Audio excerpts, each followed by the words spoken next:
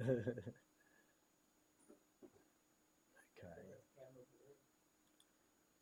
Yes, so that's our camera located just there. No worries.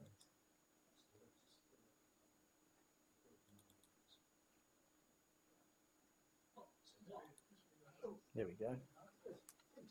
So the format today is I'm going to cover the acknowledgement of country and a brief introduction on Science Week, and then we'll hear from our speakers, and if people are interested, we've got a short question and answer session, and we'll follow that with afternoon tea. So welcome to UNE's University of New England's future campus. This is the vision of UNE, how they see education will be going forward from this time. This is our facility here and then also across the road. There's 3 key points to our charter here in Parramatta, and that's supporting our current students, it's recruiting new students and engaging with our local community. So today this is one of those events, engaging with our local community. Firstly, I'd like to make recognition of our traditional owners with our acknowledgement of country. So the University of New England respects and acknowledges that its people's programs and facilities are built on land and surrounded by a sense of belonging, both ancient and contemporary, of the world's oldest living culture. In doing so, UNE values and respects Indigenous knowledge systems as a vital part of the knowledge capital of Australia. The University of New England acknowledges and respects the cultures of this land's traditional custodians, the Darug people, whose stories have been part of this land and water since time began. We pay homage to present custodians and their ancestors who treated this land and water with respect through wisdom and understanding that ensured resources for our sustainability. UNE also acknowledges the present Aboriginal and Torres Strait Islander people who now reside within this area, and those who may be present today. So welcome to Science Week lecturers at UNE. So our topic today was Everyone Needs Science in Their Lives.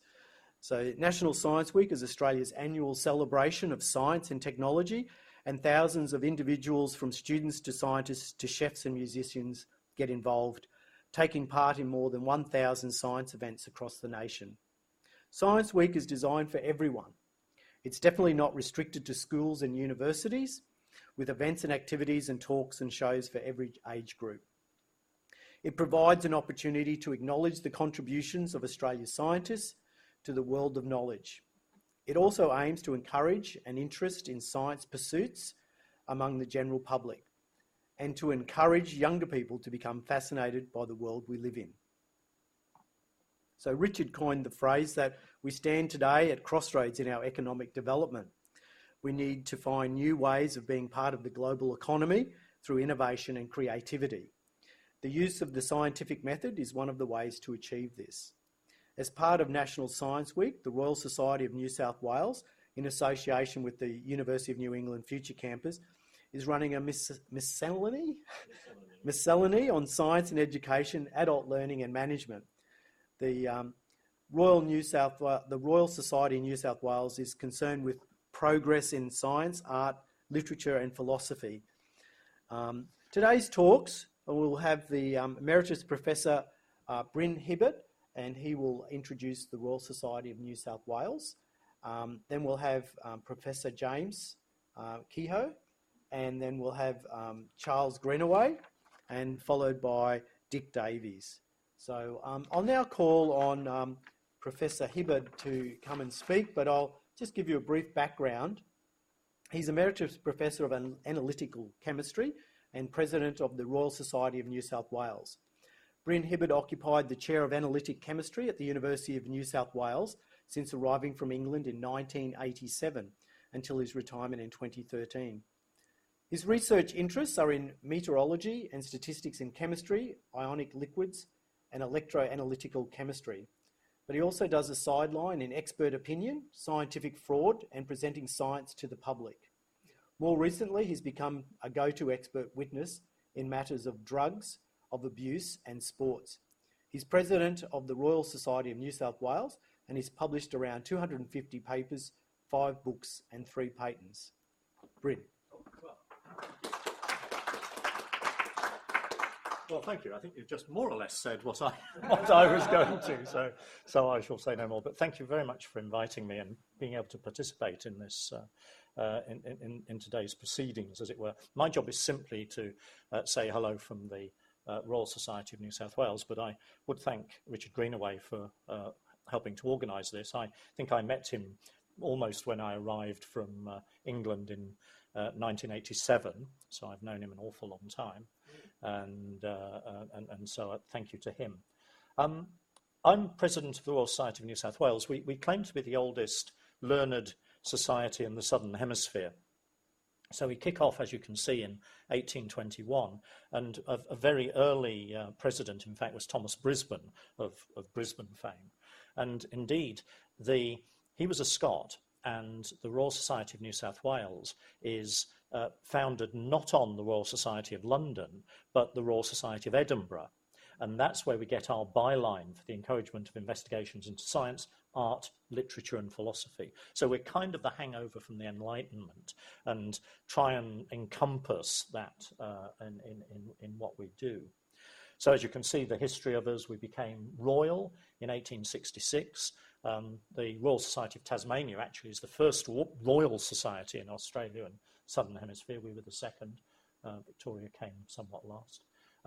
And we've been having monthly meetings, so we're up to the 1,255th, I think, ordinary general meeting of the Society. And in recent years, when we've started a fellowship program and distinguished fellowship program, the Royal Society has really taken off. We've had very good patronage of the governors of New South Wales, particularly Mary Bashir and now David Hurley, who loves us to bits, mostly because we're totally independent, so we get no money from anybody other than the people who pay their membership and fellowship subscriptions. So that makes us reasonably independent, and we can hopefully give very sound and good advice. We've tended to be science-based, but in recent years we are now trying to embrace the art, literature and philosophy. So we've signed up with, in fact, Thomas Keneally, for example, we've just signed up as a fellow, and the artist Pamela Griffith and so on. So we're expanding there. So if anybody is around on the first Wednesday of the month, we at the moment hold our meetings in the Union University and Schools Club down in Benton Phillip Street in the city, and everybody is welcome. They're open meetings. And as you can see, we have about 350 members and fellows, and we would be very happy to see any of you at our meetings. Just to say, are you going to introduce Jim? Oh, well, while I'm here then. So Jim Kehoe, FRSN, Fellow of the Royal Society of New South Wales, in fact, gave the talk at an OGM earlier this year, is a professor of psychology. He's a lieutenant colonel in the army, and apparently he's had his kind of his yearly medical he had this very morning. So apparently he is still alive, and that's excellent. So when I heard the themes of this afternoon's proceedings, I thought Jim would be just the ideal person to add a bit of sense and rationality into topics that can go off in all kinds of directions. So I'd like to invite you to come up and do your little bit. Thank you, Brent. Yes. All right. Well, Matt, I should add that Brent and I, whatever the opposite of a conflict of interest is my stepdaughter and his son are about to get married and give birth to a child. So this is a family affair. Keep it in the family. Yeah. I thought I left my glasses in. There we go. Oh, there we go. There we go. Okay. So as advertised, I'm going to be talking about evidence-based advances in instructional design. Education is heavily owes itself to lots of great ideas, but it's only been really in recent years that they've been tested. And I'm going to be going over just a fraction of them. This is 25 minutes. So what I want to talk about today is 4 widely ignored features of learning that many often stuffs up education and stuffs up learning. I think it'd be good, use a good bit of Australian vernacular. And then I'll be talking about, amongst that, the evidence-based toolkit for facilitating learning. Some of this will be much more, probably Richard and I talked about, look like it's a standard pedagogy, but substantially improved, to be made more effective, to improve the efficiency and effectiveness and the acceptance of learning. And then I got a few take-home messages at the end. Well, the first feature that's is important about it, and this was been known for quite a while, but then one of my mates at UNSW, Professor Sweller, who's I think I'm told he probably deserves a Nobel Prize, recognized that there's a simple fact that working memory, our ability, what we hold roughly in consciousness at any one moment, our ability to juggle things, has a very limited capacity. This was a study in which one of my friends, in the States, gave people, these were the lab rat of modern psychology, the first-year psychology student, a pegboard. And they said, all we want you to do is, we'll give you commands like up 2, over, to the left, right, to the left 2. And when they were, and that's all you have to do, is just follow directions. Well, what was found was, as you can see, one command, that's along the bottom there, if you look in the upper the ordinate, 100% of the people, or nearly all, were able to do that. Probably a small number that was asleep. You'd add 2 commands, up 2, over 3, to the right 3. It dropped down to 90%. 3 commands, up 3, over 2, down 1, drops to 80%, and then you can see it collapses. So the reason, I can say in a room like this, men have trouble following directions is give too many people things at once, and yet too much of modern education and schools, people are told, do this, this, this, and this. And it's just immediately, that's just stupid. It's just really denying the data. And the idea, you get in some areas, they need pressure. Rubbish. People, if you're under pressure, that's often one more thought. So you have 3 slots. Now if you're worried, what's going to happen next? You're down to 2. And you can't add 2 numbers together because you need the 2 numbers and the operator. If you don't have the operator, you're dead in the water. And that's a fundamental constraint. And we know no way of expanding that. People can hold 3 things. Now that can vary a little bit as they compile knowledge, but basically you can juggle 3 things at once. So some of you can juggle 4 balls, but I'm not going to worry about that. That's much harder. Now the second important point is that's working memory. It's more or less the stuff we have in consciousness at any one moment. Long-term memory, which is a long-term storage system, which is vast, is not a sequence of recordings. Often people think, I'm just going to memorize it. I'm sure we've all thought, I'm sure when we were in uni or in education, we all probably thought, gee, if I could just had a photographic memory, it'd be great. It's actually quite counterproductive with the few people who have eidetic memories. In fact, long-term memory is really, it works best anyway, when you have an organized compilation of a previous experience. That working memory is accumulating experience in an organized fashion. And this is actually, this is driving legal scholars nuts, because in the law, eyewitness testimony is supposed to be either it's right or it's wrong, or a person's lying or they're not, or and they should remember time, moment by moment, what happened. Not true. People take experience and amalgamate it because it's there for the next thing you have to do, not what happened before. So let me give you some data. I said this was evidence-based. So how can one learn a dialogue by verbatim? This is where you think, you got to memorize this stuff. Well, this is a study. This has been done more than once. Is it best to memorize by rote repetition? I suspect many of us learned our poetry when we were in school that way. Just keep saying and saying, and hopefully it'll... The opposite, or the complementary version, is analysis of the gist of it, getting the content. And in the task, ordinary people, once again, Psychology 1 students probably, were given and said, look, read and study the scene on the following pages and think about your character. Another group was told memorize it. So that was the extent of the directions, but the emphasis wasn't on memorization. Then they were brought back. They were given like 20 minutes to do this. And then they were brought back sometimes as much as a week later, and they were given the group that was given the gist. Both groups of people were given.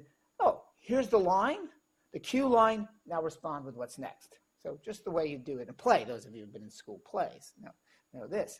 And what they found was the top two pair of bars there, when the scoring was done on verbatim recall, getting the lines absolutely perfect, the people who had simply hadn't tried to memorize but had analyzed and done the sort of pseudo method acting thing, what's my motivation here, remembered about 40% of the lines, whereas the people who tried to memorize them a week earlier had nothing.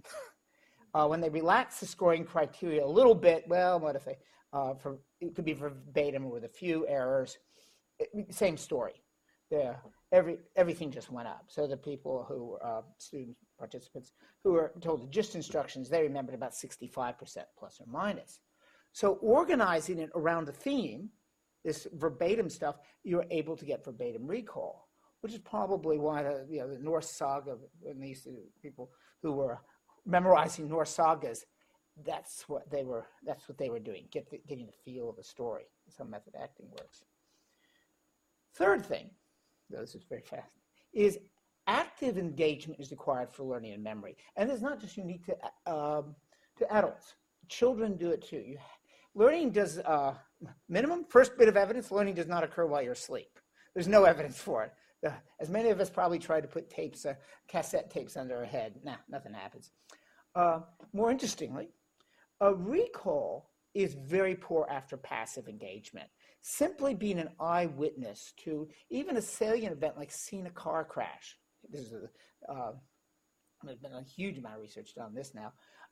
Doesn't produce veridical recall. In fact, the people study, it's been done more than once, students are shown a short video of two cars cracking into each other. Then they're asked two questions a week apart. First question is, how fast were the cars going when they smashed into each other, or how fast were the cars going? The other half of the students were asked, how far were the cars going when they collided with each other or hit each other? What's the estimated speed? And the people who were given the question where they were told how fast were they going when they smashed each other had about a 5 mile, and this is American, 5 mile an hour higher estimated speed than the people who had the much more neutral question. So it's very easy to give leading questions. And then a week later, the same people were brought back and were simply asked, did you see, remember that video you saw? Yeah. Did you see any glass on the ground? Well, if they hadn't seen, if they hadn't been asked any questions or asked a neutral question, about 15-20% of them said, yeah, I did. I saw some glass. And then about twice that many, 28-30% said, yeah, I saw glass on the ground. There was no glass. There was absolutely none. So people often fill in. They take what they have from long-term memory. They don't remember it exactly, so they fill in what was plausible. Two cars smashing into each other, there's a reasonably high likelihood there'll be some smash. So in our experience, our long-term memory is this organized compilation of past experience used to make predictions about the future, as it were, or when it comes. So anticipating there might be glass on the ground is probably not a bad idea. So what's really required for learning, active engagement, is focused attention. That's required both to manage load on working memory and also compile schemas, organize experience in long-term memory. So focused attention, and this is active engagement. So simply sitting back and watching, or simply passively reading something, which seems reasonably active, is not enough. There's got to be some sort of focused attention with the aim of organizing. So what a good instructional design has to do, it has to encourage focused attention. It's got to optimize the cognitive load. That's the working memory load. Not too little. As we all know, simply memorizing nomenclature is something very boring. It's disengaging. And conversely, but more importantly, what tends to happen in many training settings is people are overloaded. And so there's a Goldilocks principle there. There is a just right for different kinds of learning. And this is Sweller's point out, is managing that cognitive load is the first thing a good instructor should do, is not too much, not too little.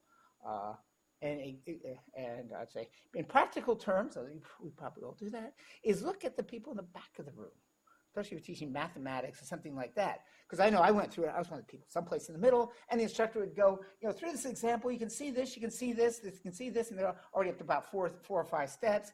And there's three guys in the front, and they go, yeah. and everybody else is going, So there's visible evidence of when somebody's overloaded. So in addition, instructional design has to be tailored to some extent to novices, to a domain, not absolute rank neophytes, but every time we encounter something new, we are novices. It may be only temporarily, but we are. Conversely, either people get proficient, get more experience. They're actually learning. It's not that all that information they're accumulating, that they're organizing, starts to benefit them, makes things easier. And some things that work with novices become counterproductive or at least useless with more experienced individuals. In fact, one of the best ways of helping people acquire schemas while not overloading them is the use of fully worked examples and more than one. So I think probably we've all had kids who use the Signpost series of mathematics. Anybody remember? No, I don't think I didn't, because I was from another country. Did you go through that? Yeah, math. I tutored with those. Yes, it's humbly, in my humble opinion, it's a very badly organized way of doing things, because they give the formula, lots of theory, and then an example, and then solve all these. Well, what happens is people get overloaded because they got the formula, they got one example. The formula doesn't mean much to them. You can change with students. I teach a bit of stats. If you change things from X's and Y's to A's and B's, you right away have a problem. They have trouble with it. Not too bad, but what's more importantly, they're trying to solve a problem. They're extensions of the one example they have. That becomes a template, and they're constantly trying to fit square pegs into round holes. And that's why students they look to the back, they grab somebody else, they do anything but actually learn much. What seems to go around that, get around that, is using more than one, 2 or 3 worked examples and letting the students study them with some degree of without pressure or minimal amount of pressure. So this is a study. It's a Dutch study. They took 4th-year technical college students, so much like the students we have around here, probably a little more like TAFE.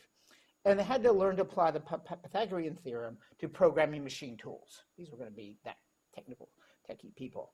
In the experiment, first step is all the students received the general kind of little bit of instruction about the geometric theory, and then they were given 4 work. The instructor worked through 4 examples, fairly typical. These guys didn't want to get too far outside the box because you need to convince math teachers and this sort of thing that this is the way to go. Then they split the students into half. The conventional group was told, solve a problem, but here's another worked example. So it wasn't a pure solve the problem case. So it wasn't quite like Signpost. The other group, the worked example group, was told, here, study these 6 problems. Just go through them any way you want. Just like the other. Just study them. You will be tested. That's important. And then they received test problems.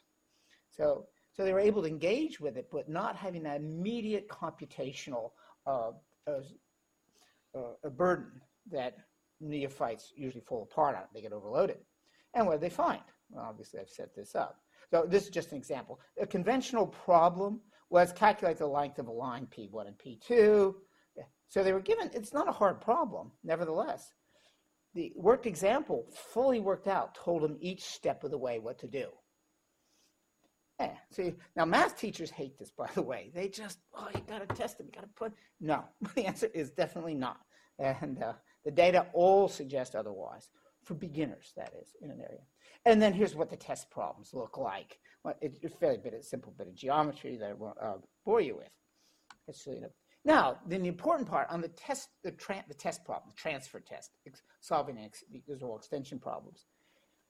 There's the groups of students who are given worked examples, some with a fair amount of variability in them, others where the examples are all fairly similar, all showed much higher levels of performance on the test than those students who had already solved a lot of problems they had been given over and over again. In transfer, they had learned less. It wasn't a complete failure.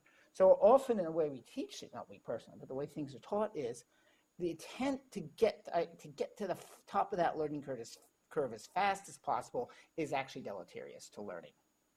Take it for novices. Now, what happens is this is not dumbing things down. It's just slowing them down a little bit, letting the person get a run-up on them. Because as people start to gain proficiency, worked examples start to lose their value. So this was a study done at the University of New South Wales, not by me, where students were given a number of training cycles. This was quite extensive training in increasingly complex math problems of some sort. I don't remember what they are. And early on, you can see that the solid circle, a solid filled-in circle, the worked example group is doing better on the test. But gradually, after somewhere around the third and fourth cycle, the people who've been doing problem solving, who originally are lagging behind, now it looks like they start to benefit. They start to catch up and even overtake.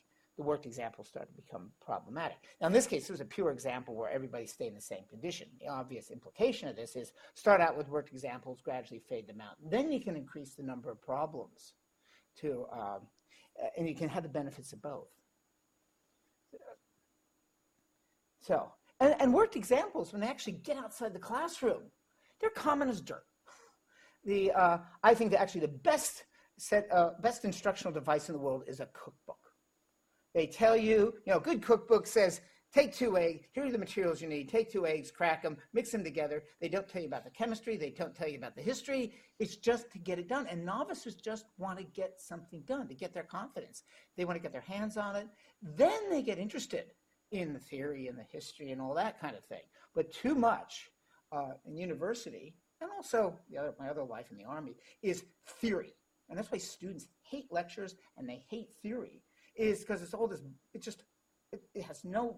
doesn't give them any sense of confidence. All they know is, my God, I'm going to have some problems to solve, and they don't have any skills yet. So there's also another thing that's just changed out a lot, has made the modern technology is self-controlled demonstrations. It's one thing to see a demonstration. That goes too fast usually.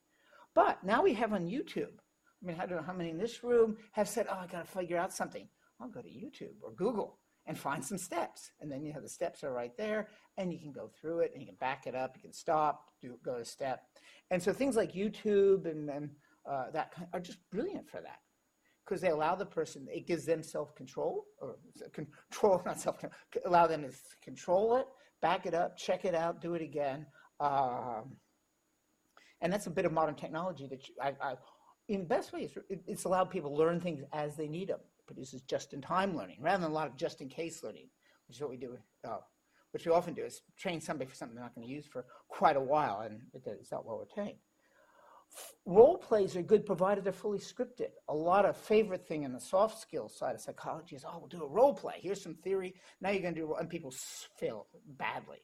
They're overloaded. They're so busy trying to understand their part and do something, they just don't learn anything. But some stuff I've done recently, we give people several examples of fully scripted role plays, good and bad, and then we bring the theory out as teaching points in the discussion, sort of facilitated discussion. Case studies, if they're well done, they can be badly done, sort of thing they use in business schools, simulations in military settings. And another really good form, I think, of worked examples is storytelling. When it's interesting to watch people get together if they're skilled and talk about tactics. I've done some work. I've seen some things with fighter pilots. If you're ever in an officer's mess with fighter pilots, they'll be standing there doing this kind of thing, and the old guys are telling the younger guys stories, and they're learning the tactics, what worked, what didn't work. So that's at the tail end. So in fact, worked examples are all over the place, and we use them naturally when we got too busy being pedagogical. The final thing, how am I doing on time here, is formative testing. Now that's better than rote practice. There's high stakes testing. No, I'm talking about formative testing, which is educational jargon, for testing that doesn't count. You get the feedback, but it's not going to kill your marks if you do badly on it. Hopefully you'll do better next time. But the interesting bit is testing helps. And I've got here on the side, this is not new, Francis Bacon, in 1620 says, if you read a piece of text through 20 times, you will not learn it by heart so easily as if you read it 10 times while attempting to recite from time to time and consulting the text when your memory fails. So this is still trying to produce vertical memory, slightly different than we still do it that way. And this was a study to prove Francis Bacon's point, 500, 400 some odd years later. One group, the study group, that's at the top, read a passage twice. And then about a week later, either 5 minutes, 2 days, or 7 days later, they're given a final test. And simply write down as much of it as you can remember. That's all it was. Pretty, sort of nothing special in that sense. The group that was given steady test was told, read the passage once, write down as much of it as you can remember. And then either a few minutes later, 2 days, or 7 days later, they were given a final test. Well, when they were given the test 5 minutes later, the passage must have been easy enough that you got about the same. And this is what produces the difference. The study group looks slightly better. It's not statistically reliable. This is why people think, I got to cram. Cramming doesn't work too well. With a gap of 2 days or 7 days, as you can see, the group that studied once, tested themselves once, and then tested themselves again after one reading, did significantly better. You still get a retention loss. That's to be expected. So the key principles promoting learning are: optimize the load on working memory. Not too much, but not too little. Don't bore them. Organize, don't memorize, by and large. Encourage active interaction with the material through studies of worked examples and formative testing. Formative testing is a good way of getting engaged with the material. And the other thing is, that I try to tell teachers and instructors, is be patient.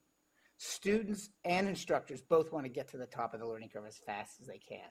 Learning takes time to consolidate. And there's all kind of evidence that spreading out training, spreading out practice over days is actually better, works better. Questions? Right, welcome. Thank you. We're going to have a panel at the end. end. To the end. Oh, right. I have my water.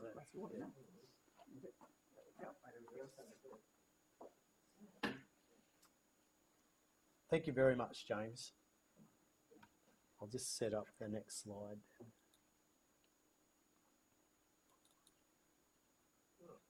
Go back a bit.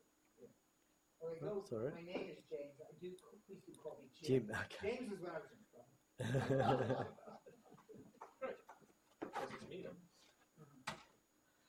Well, I'd like to introduce Charles Richard Greenaway now. He's principal consultant with Greenaway Consulting. Charles obtained his BSc in pure chemistry from the University of Nottingham. He has an MSc in analytical chemistry from the University of London, an advanced management certificate from New South Wales TAFE, and BA Adult Education from Western Sydney Uni. So he has experience as a research analyst for Aspro Nicholas, analytical chemist with the Wellcome Foundation, and agricultural chemist for CIG, and various quality assurances and training managers positions.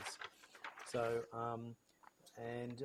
quality assurance consultant, and currently a learning and development consulting. So welcome, Charles. Thanks. Thank you very much. Well, as Monty Python's was wont to say, now for something completely different. I suppose I come to this to talk about connectivism, which I came across recently when I was looking at Pinterest and found there was this thing in a table of various learning strategies, and one of them was connectivism. I didn't know what that was, so I looked it up on Google, like anybody would, and guess what? That was connectivism, because it's basically about using the internet and the World Wide Web as a source of information to learn with. Thought for today, which I quite like: a teacher, if indeed wise, does not bid you to enter the house of their wisdom, but leads you to the threshold of your own mind. So I really think that the educational process in our school system should be about getting people to the point where they can take control of their own learning. And it's not up to the teacher to actually fill their heads up with what the teacher knows, but it's about giving them the opportunity to go out and learn what they need to know. Would anybody disagree? No? This is audience participation, it's okay. And that was down to Kahlil Gibran. So, what do theories of learning have to do with science, one might ask? Well, the oldest definition of science is that it is knowledge. And if we look at connectivism as a theory, it can be investigated by the scientific method, which, just to remind you, is observation, develop a hypothesis, experimentation, evaluation, refine the hypothesis, and repeat.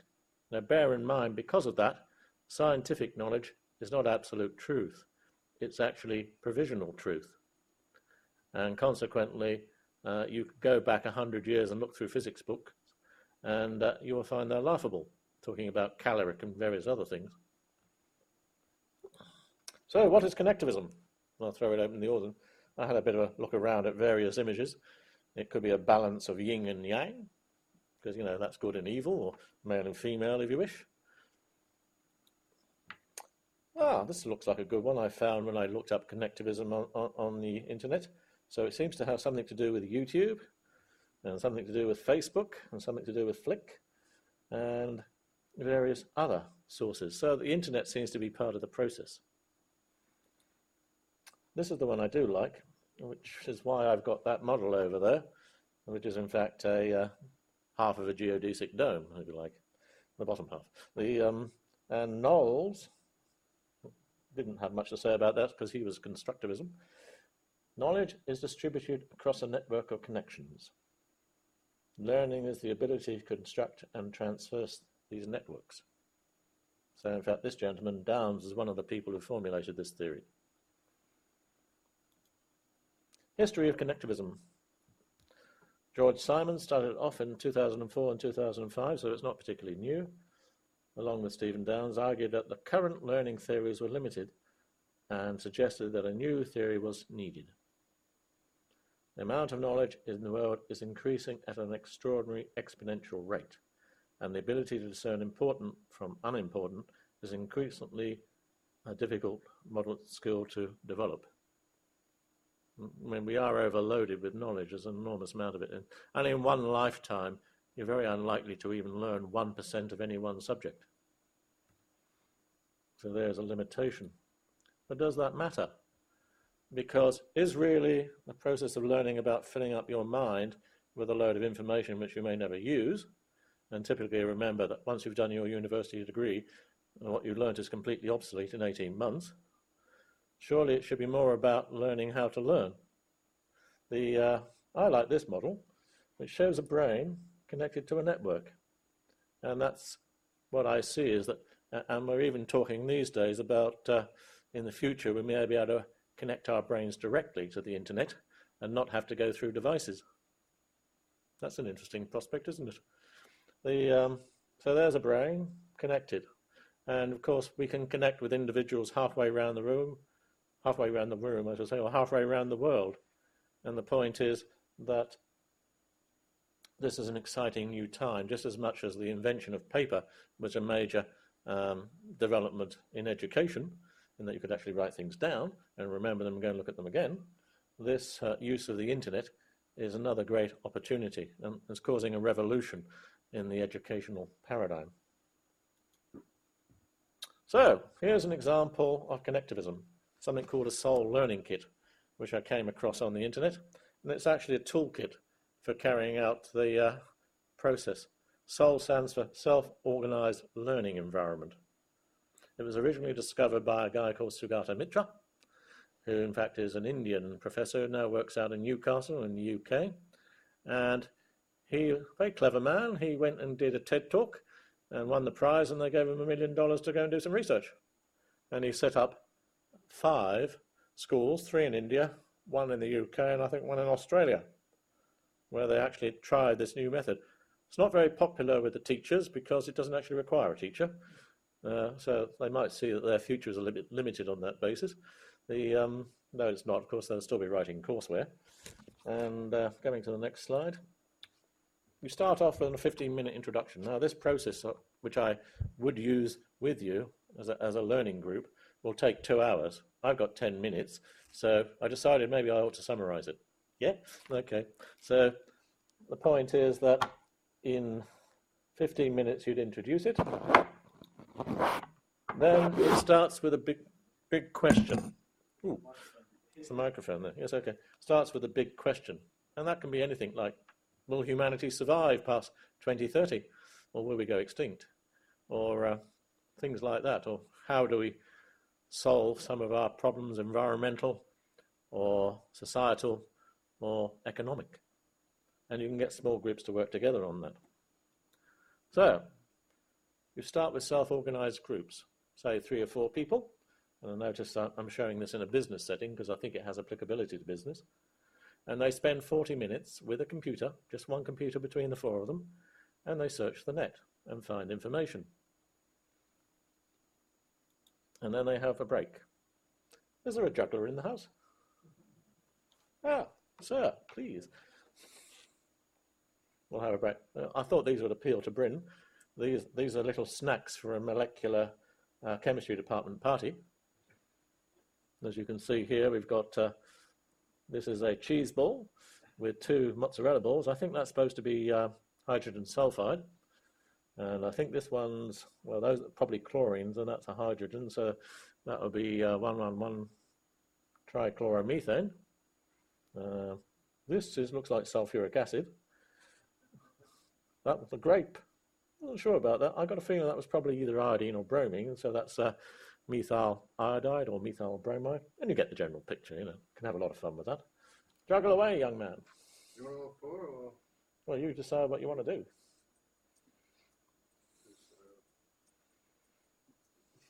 The point is, to survive and have sustainability, we need to juggle the various elements, those being the economy, society, and the environment. And the orange one is actually supposed to be sustainability.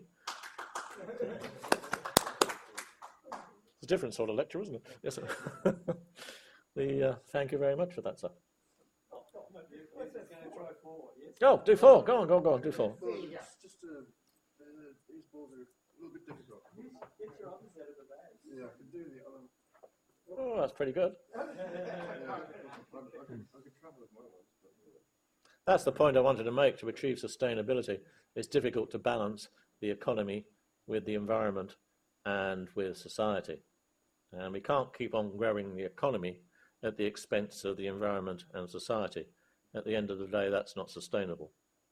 So we need different ways of learning to find out how we can actually cope with the problems that we're currently facing.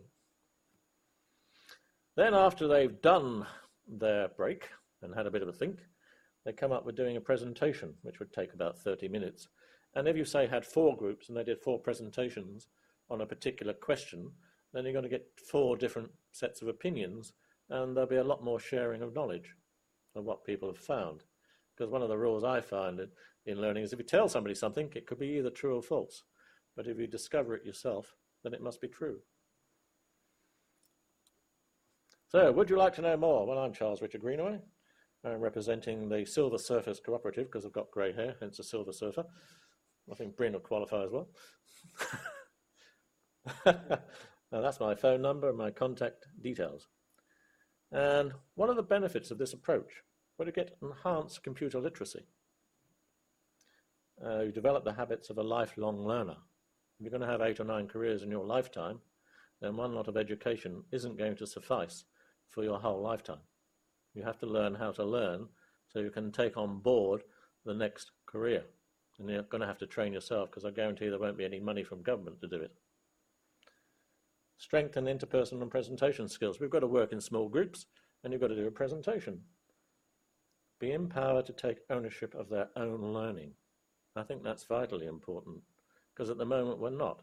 I mean, I've found with students I've dealt with that having gone through the traditional education system, they didn't know how to take control of their own learning. In fact, unless you gave them a standard operating procedure to follow, they didn't know what to do. And interestingly enough, that was particularly a problem with a group of single mums who'd been on the pension for 15 years and had to learn computer skills. And if you allow them to self-learn, that wasn't proper learning because they didn't have a teacher telling them what to do. And if you think about that model, the model which has been in place for about 300 years is really about conditioning people to accept authority and to fit into a workforce. And I don't think that it's right that we carry on in that way. I think we need a revolution, we need a change. And another one has become more motivated to learn about different subjects and ideas. Now, education doesn't just stop at school. You can have your own interests. You can go where you want to go.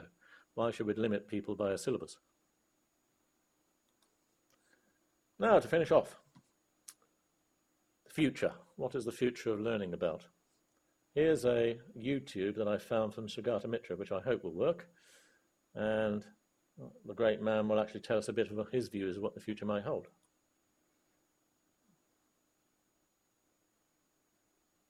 Oh, well, what's happening here? Oh. Okay. Now it's going into YouTube, that's good. Oh, this looks promising.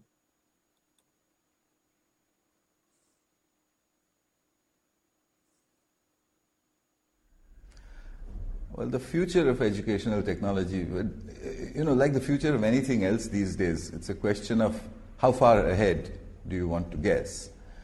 You can project over short periods of time. You can predict over slightly longer periods of time. After that, you can only do two things. You can prophesize or you can fantasize.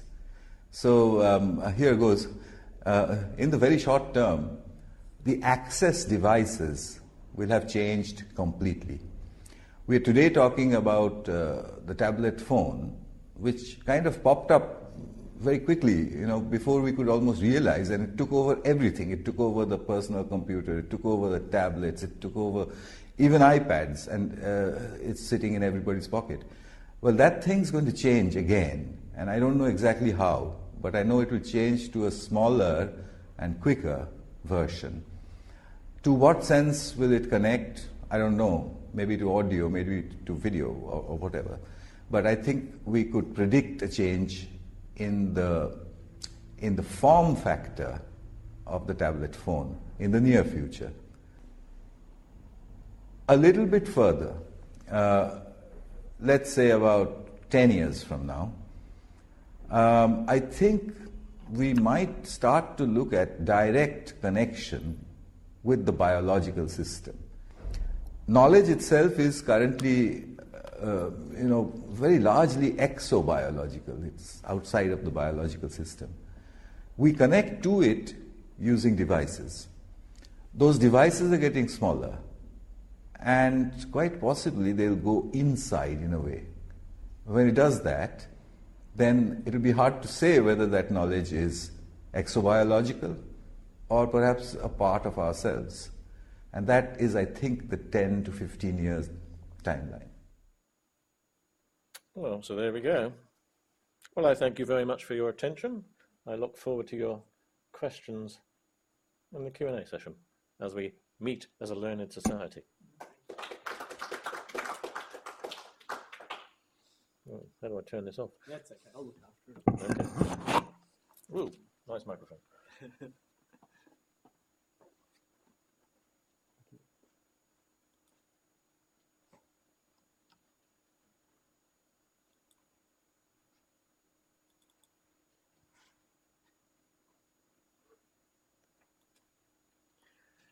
Well, thank you, Richard. I'd now like to call on Dick Davies. Dick's going to be talking about using science to improve productivity. So Dick is a technophile who survived 30 years in the computing industry, first as a software designer, then in software development management, and lastly providing leadership to a strategic business initiative. His abiding interest is in business that is focused on what he sees as the scourge of productivity, and particularly of human fulfillment created by so much of the practice of management resulting from today's cult of managerialism. He graduated in a philosophy and psychology at Bristol University in England and later spent some time studying strategic management at Western Behavioral Sciences Institute in California. He believes in high quality interaction and respectful working relationships are often an untapped source from which business and those working in them could greatly benefit. So, Dick Davies, thank you. Do you want the whiteboard, Dick? Yep.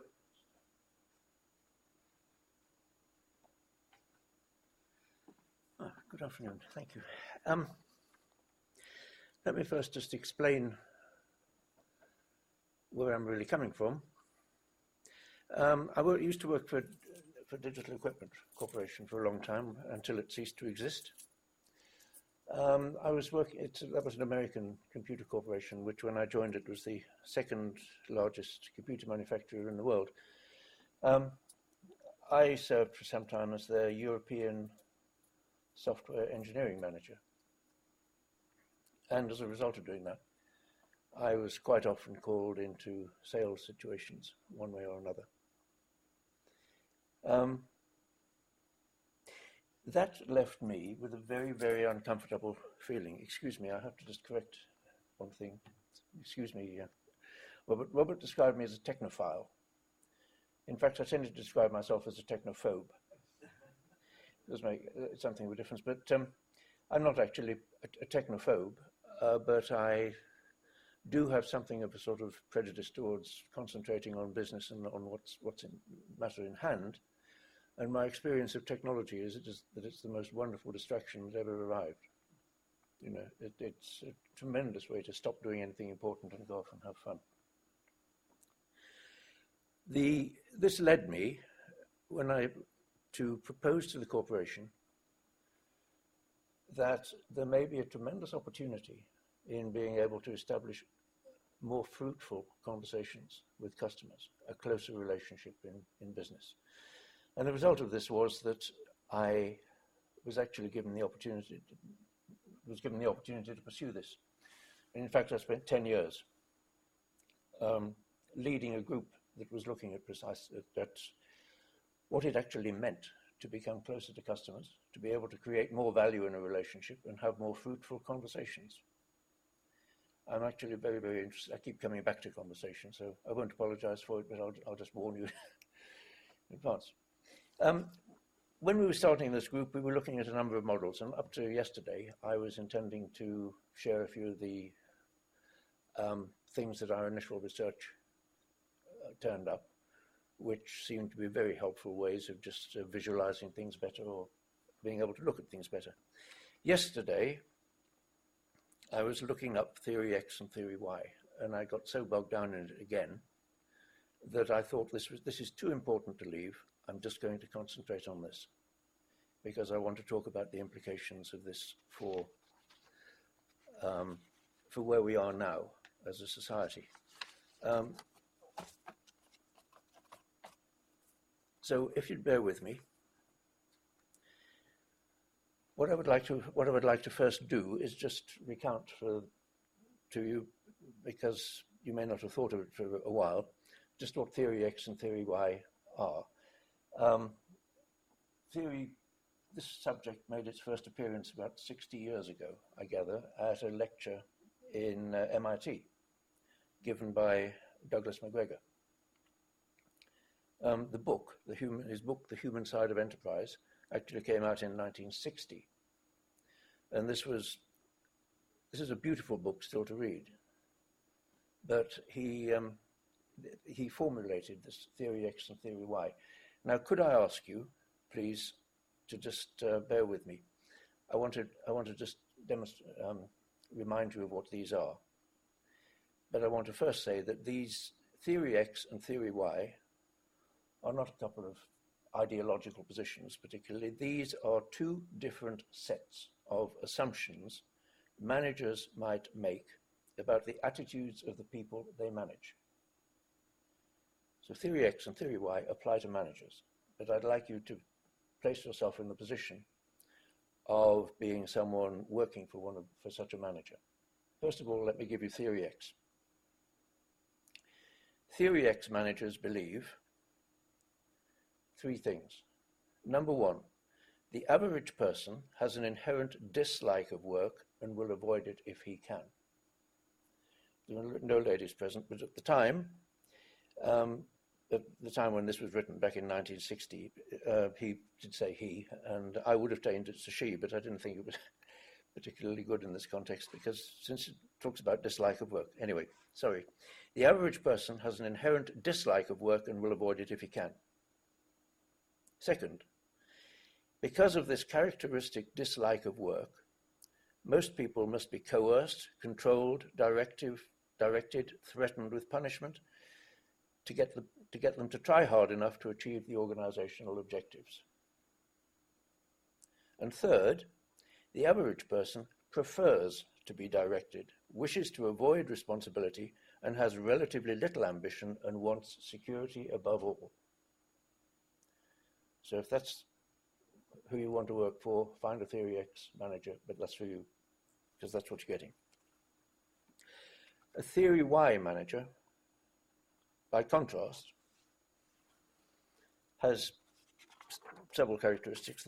We've actually run to 6 in this case. Number 1, the expenditure of physical and mental effort in work is as natural as play or rest. Number 2, external control and threat of punishment are not the only means for bringing about the effort towards organizational objectives. Man will exercise self-direction and self-control in the service of the direct objectives to which he is committed. Number 3, commitment to objectives is a function of the rewards associated with their achievement. Number 4, the average human being learns, under proper conditions, not only to accept, but to seek responsibility. Number 5, the capacity to exercise a relatively high degree of imagination, ingenuity, and creativity in the solution of organizational problems is widely, not narrowly, distributed in the population. And number 6, under conditions of modern industrial life, the intellectual potentialities of the average human being are only partially utilized. I think Douglas McGregor was actually quite tactical, quite careful in the way that he said a lot of these things and didn't want to offend anybody, but that's, I hope that by reading those out, I've reminded you of what those 2 pictures looked like. As I said, that was 60 years ago. I happened to working at Digital Equipment Corporation for one of the most outstanding examples of a Theory Y company that's existed in the last few decades, right up until the end when it failed and was taken over. But and up until that time, it had been getting on for 40 years, and had been tremendously successful.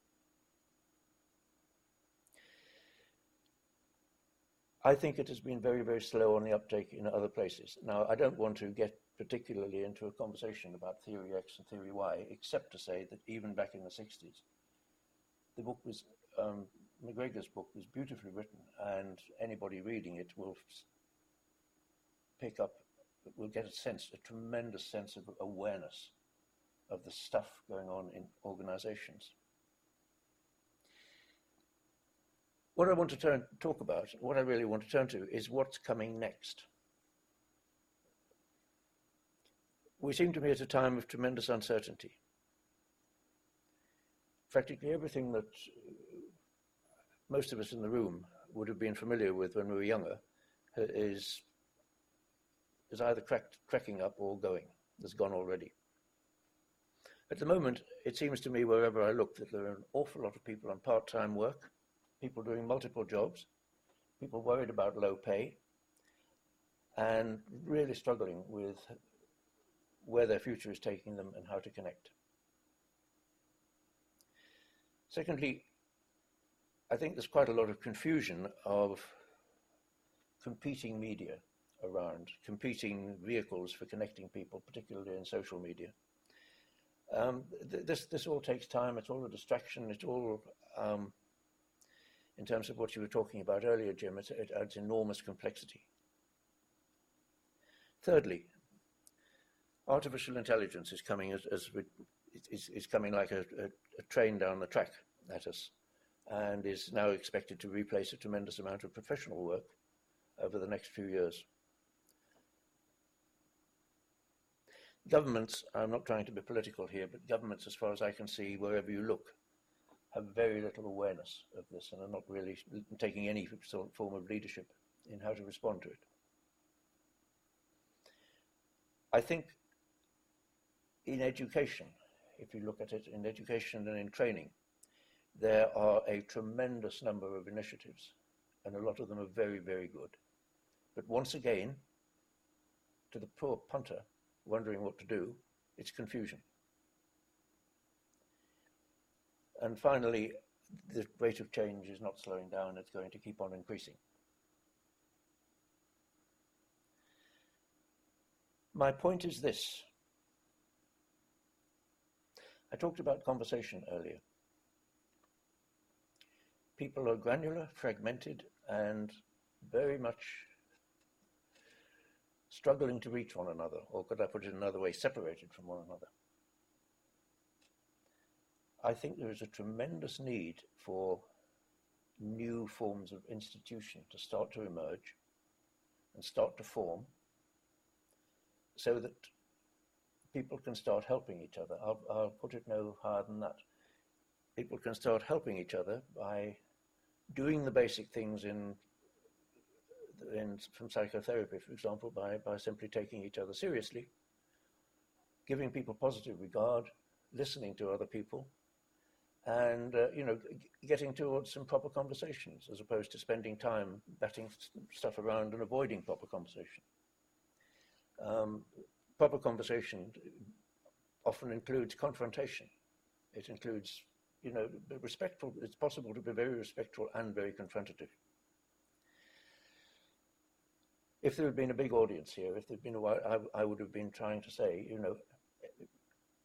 can we at this point, no reason why I can't say it now, but can we at this point just join in, because I want to hear what everyone has to say. I would like, no one is helping by feeling shy to speak, too shy to speak, or by worrying particularly. We can look after ourselves. If we don't like what you're saying, we'll let you know. Anyway, I was talking about the assumptions that McGregor made about management. I would raise the question again, what assumptions should we be making now about how we engage with one another? That's a question we could talk about. Should we be competing for what's on offer or cooperating in building new opportunities? That's a very serious matter, I think, in this. There are an awful lot of people who go to work each day and feel very, very much in a competitive position. They want to hang on to what they've got. They're afraid of letting anything go. They're afraid of working with other people. Another thing I'd just say to you, and I'm simply a person who's lived here now for 14 years, I hear the word boss far, far, far too often. The word boss has a funny Theory X feeling about it.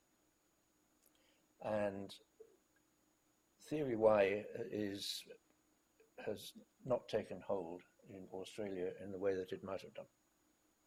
I think that much is clear.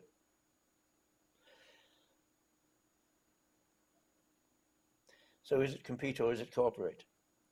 Another question I'd like to say is who is there to look to? Does anybody believe the government is going to solve this? Where do you go that you won't be treated like essentially a commodity for which a certain number of boxes can be ticked? And quite frankly, do you know how busy I am? I'd great to have more time to spend with you, but I haven't got to get on to my next thing. And that only deepens any sense of alienation. How could science and technology help? That's not a quick question. I'm not expecting somebody to say, these are things that I think need sets of people to be willing to give time to. I think I'm very much with Richard and what he's talking about. The internet can be very helpful, but quite frankly, I think it's very, very important to get onto some kind of level with other people before we start turning to computers. If you turn to computers after that, they can be very, very helpful. What changes in assumptions and attitude could help? And finally, and this is a little bit more not more technical, but a little bit more prosaic, but I think it needs to be added into the mix. Why is so little attention paid to Asian opportunities? I don't know if anybody else was listening to Geraldine Doog last Saturday. The point was made by one of the people that she was interviewing on her Saturday Extra show that research has shown that 19% of boards on American and Australian companies have any member on the board who counts as being in any way Asian ready.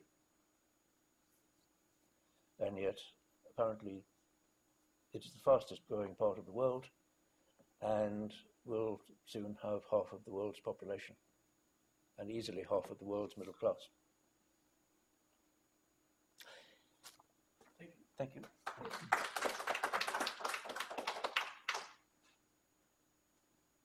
Oh, excuse me, if anybody wants these theory X, theory Y stuff, I've got printouts here to help yourself if you just get it. Thank you, Dick.